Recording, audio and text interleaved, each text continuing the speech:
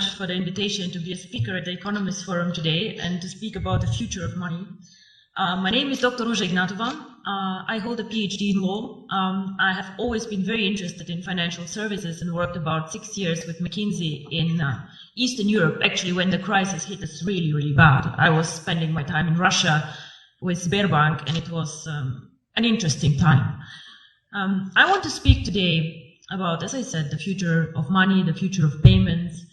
And I am, how to say, a bit sad to listen to the speaker before me, who are having such a gloomy outlook, focusing on all the issues that the region faces, and showing us a future where we have to do a lot of catching up in Eastern Europe, a lot of work, a lot of tasks, a lot of issues. So I would like to take a bit of a different approach. I would like to show people that Eastern Europe can innovate, that Eastern Europe can bring growth, that we are not just a follower, country catching up, but actually that we also can show the world that we can do a lot. Our company, which is very young, 1.5 years old, actually writes history currently with cryptocurrency. OneCoin currently reached a market capitalization of $1 billion 3 days ago, which makes me extremely proud. And we have a network of 650,000 users over 190 countries, and we come from Eastern Europe. We started actually in this country, we had the idea in this country, and we do not only describe the future of money, actually we take a very active approach of shaping the future of money. So Southeastern Europe is a very good place to live, and I'm born here. I have been not raised here the whole time, but I feel home here. But however, even we cannot take an isolated approach and see ourselves as an own microcosmos. The world is getting smaller and smaller. We are living in a world with globalization. Technology is developing at a speed that makes me dizzy sometimes, seeing what happens around us. And all the innovative companies like Facebook, Google, Apple, all of them, unfortunately, are either not even coming from Europe, or like we are just a follower and just saving all our money in Eastern Europe, which is a lot of money for us to go and to buy the newest iPhone outside. So with globalization, the world becomes much smaller, much more transparent, and the needs of consumer and of companies actually change a lot. We have a lot more needs for cross-border transactions. Even as a simple customer, I have to do a lot of shopping, a lot of things outside my country. So of course, this is a need that we need and we have to address with a company. So what is the future of money? In my opinion, the future of money, or a big part of the future of money, will be outside the banking system as we know it today. Traditional businesses either will change or new entrants will come in the market. One of the most spectacular entrants that I've been following now for about 5 years is Bitcoin. Now, Bitcoin is a cryptocurrency, the first cryptocurrency, the biggest cryptocurrency currently. And these people who created Bitcoin, nobody officially knows who they are, have my fullest respect for the innovation, disruption, and value creation that they actually did to the financial market. Of course, wherever there's value creation, speculators come, and a lot of turmoil can happen, but these people created something new and something really exciting. Bitcoin and the blockchain technology, which makes financial services independent from governments, independent from regulators even, and independent from banks as we know them, already starts changing the world we live in. However, Bitcoin until now and the more sophisticated cryptocurrencies have been a payment system, an investment system for the either very sophisticated people out there with a very, very solid IT background, for the smart ones, or for the elite who has a lot of money and diversifies their portfolio with a new exotic investment like Bitcoins. The market is still not very big, with a market capitalization fluctuating between 2 and 3 billion, transactions happening every day about 200 million euro. So we still have a lot of potential to grow in the cryptocurrency market, but we see a start. So we have been, or are we still an emerging market? I'm not sure what is politically correct to say, but emerging markets are out there. And we can speak about Latin America, we can speak about Asia, we can speak about Africa, extremely interesting market actually, which is like catching up now. And we can speak about also the small Asian countries.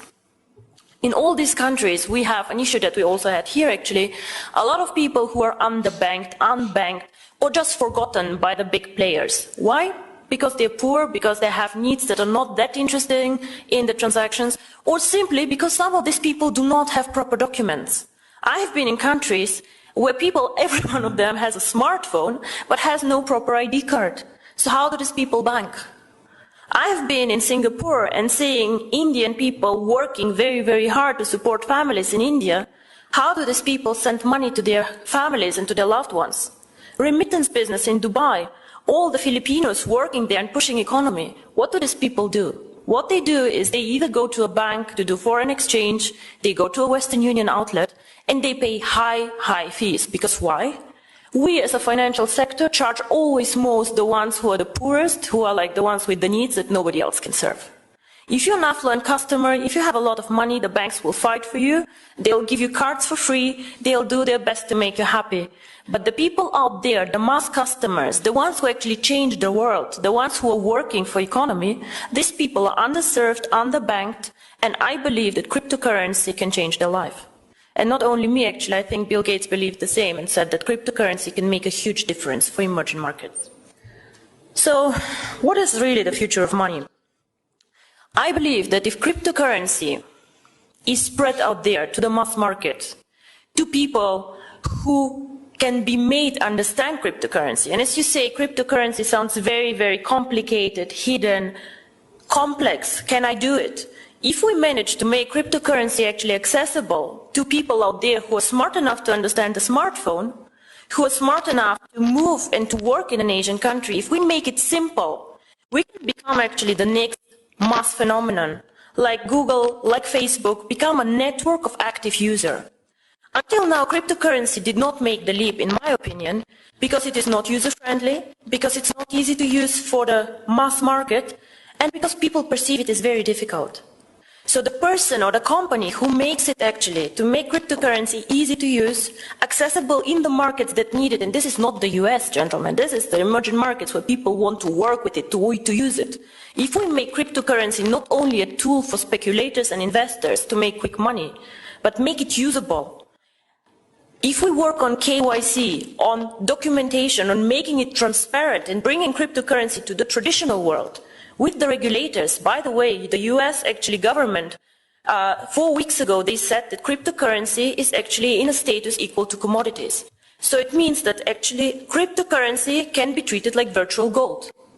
Commodities is gold, is silver, platinum, and apparently bitcoins.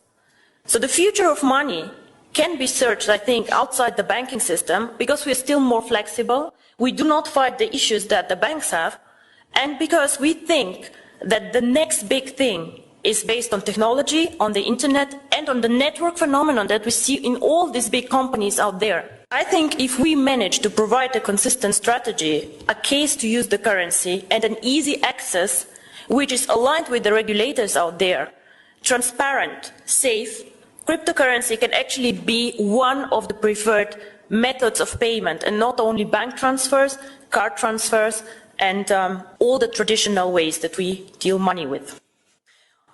My future, or my vision actually, is the one card, making cryptocurrency one currency like the euro, like the dollars, that you just can go and spend with your card, which can be Visa, MasterCard, China Union Pay, whatever.